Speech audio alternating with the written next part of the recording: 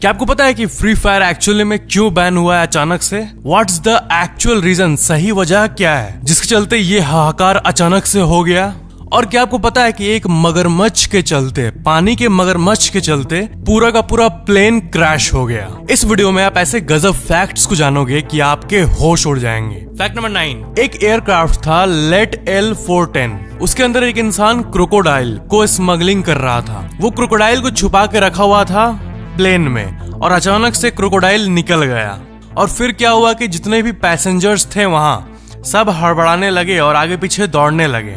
और फिर एक टाइम बाद जब क्रोकोडाइल बाहर आ गया तब उसके डर से सारे पैसेंजर्स प्लेन के एक साइड पे आ गए, जिसके चलते क्या हुआ कि जो प्लेन का पूरा बॉडी का जो बैलेंस था वो बिगड़ गया और सारे लोग एक साइड पे आ गए। और इसी के चलते प्लेन का डिसबैलेंस हो गया और वो एक साइड झुक गया और पूरा का पूरा प्लेन क्रैश हो गया। एंड इस क्रैश में टोटल 21 लोग थे, जिसमें 18 पैसेंजर्स थे और 3 क्रू मेंबर्स थे।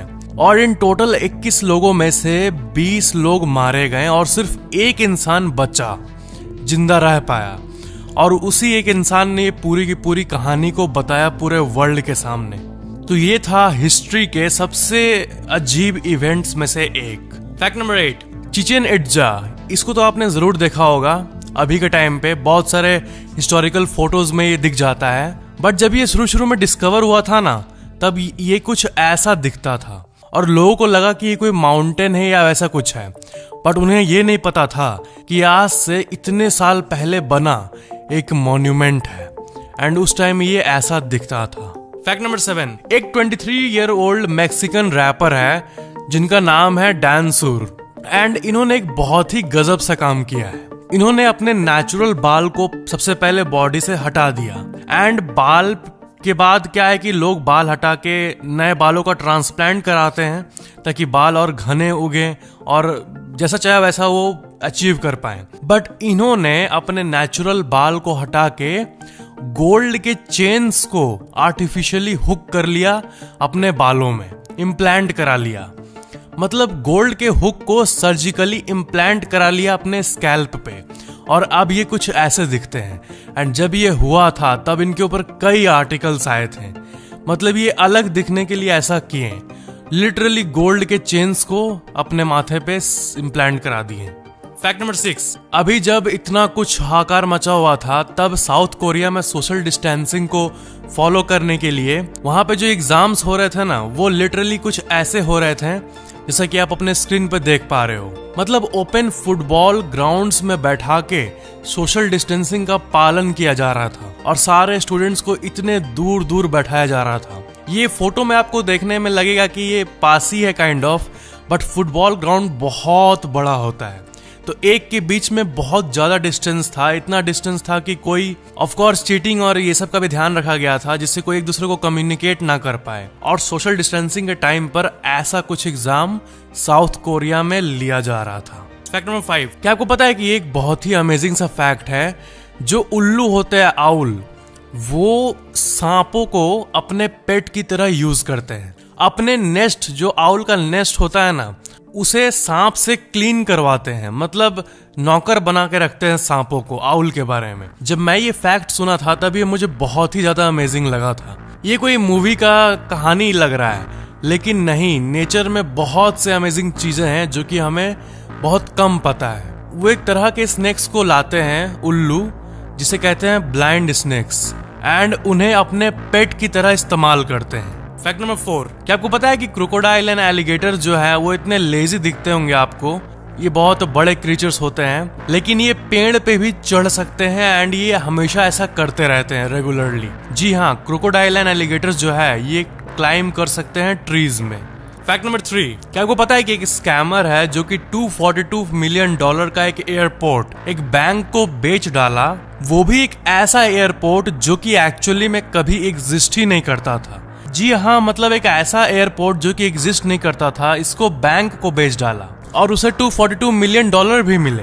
और सबसे अमेजिंग बात यह है कि 3 साल बाद जाके ये पता चला किसने तो एक ऐसा एयरपोर्ट डॉक्यूमेंट में लिखा था जो कि था ही नहीं। मतलब ये कैसे हो सकता है? $242 मिलियन। मतलब करीब 1700 करोड़ रुपए का एयरपोर्ट इसने डील में बेच डाला, जो कि एग्जिस्ट ही नहीं करता था और ये 3 साल तक पता ही नहीं चला।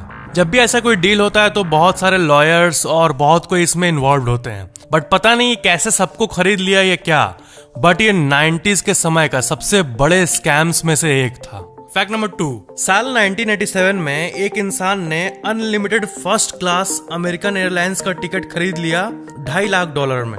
मतलब उस टाइम ऐसा था कि आप अनलिमिटेड क्लास का टिकट खरीद सकते थे और जितना बार चाहे उतना बार आप उड़े। बट उसने ऐसी आदत बना ली कि वो एक सैंडविच खाने के लिए दूसरे जगह चल जाता था या फिर बेसबॉल गेम देखने दूसरे जगह चल जाता था फ्लाइट से। एंड इसी के चलते वो टोटल 10,000 बार उड़ा और जिसका टोटल कॉस्ट पड़ा $21 मिलियन। मतलब 1.5 करोड़ के टिकट पे उसने 150 करोड़ का फायदा लिया। एंड इसी के चलते एयरलाइन कंपनी ने साल 2008 में उसके टिकट को टर्मिनेट कर डाला। वो फर्स्ट क्लास था, फर्स्ट क्लास का टिकट, अनलिमिटेड वाला टिकट। दैट्स गजब। और इसलिए ऐसा अब कम ही होता है कि कोई एयरलाइन कंपनी लाइफ टाइम का अनलिमिटेड टिकट पैकेज दे, क्योंकि लोग इसको एकदम हद यूज करने लगते हैं इसीलिए। फैक्ट नंबर 1, क्या आपको पता है कि फ्री फायर के ऊपर क्राफ्टन ने लॉसूट फाइल किया था कुछ हफ्तों पहले? जी हाँ, आपने सही सुना। क्राफ्टन ने ये एक्यूज किया था कि पबजी मोबाइल के कुछ एलिमेंट्स ये गेम कॉपी करता है और क्राफ्टन ने गूगल और एप्पल पे भी लॉसूट फाइल किया था ये बोल के कि वो अपने रेस्पेक्टिव ऐप स्टोर्स में इसको अलाउ कर रहे हैं। एयर ड्रॉप फीचर और बहुत सारे जो ओपनिंग सीन्स और सिलेक्शन ऑफ वेपन्स, ये सब चीज जो है ये सब एलिजिडली फ्री फायर ने पबजी मोबाइल से कॉपी किया था। एंड ये एक रीजन हो सकता है फ्री फायर बैन का। एंड इसी के चलते शायद फ्री फायर रिमूव हो गया। बट इंडिया टुडे का आप ये आर्टिकल देखो, गूगल के स्पोक्स पर्सन ने ये कहा है कि under section 69 of the IT act ये टेम्पोररीली ब्लॉक्ड हुआ है और जो डेवलपर्स है उसको नोटिफाई कर दिया गया है। अब इसके आगे क्या होगा ये सब सस्पेंस में है कि आगे क्या होने वाला है। एंड इसके साथ साथ 54 चाइनीज एप्स को भी बैन कर दिया गया है। वैसे फ्री फायर का कोई चाइना से लिंक नहीं है, वो सिंगापुर से लिंक्ड है। और जो 54 एप्स बैन हुए हैं उसका पूरा लिस्ट यहाँ देख सकते हो। जब तक कि गवर्नमेंट जो कही है उसके रिगार्डिंग कॉम्प्लायंस इश्यूज रिजॉल्व नहीं हो जाते हैं, तब तक फ्री फायर वापस नहीं आ पाएगा। फ्री फायर एक बहुत बड़ी कम्युनिटी है एंड जितने भी लोग हैं सब लगे हुए हैं कि कैसे गवर्नमेंट के जो भी कॉम्प्लायंस रूल्स है उसको अबाइड करके फ्री फायर को वापस लाया जा सके। एंड आई होप ये जल्दी ही होगा, अगर कुछ सीरियस कॉम्प्लायंस का ब्रेक नहीं हुआ होगा तो ये थे आज के facts. Video like share and comment जरूर करना और चैनल को सब्सक्राइब करके बेल आइकन जरूर ऑन कर लेना। Thank you so much for watching this video.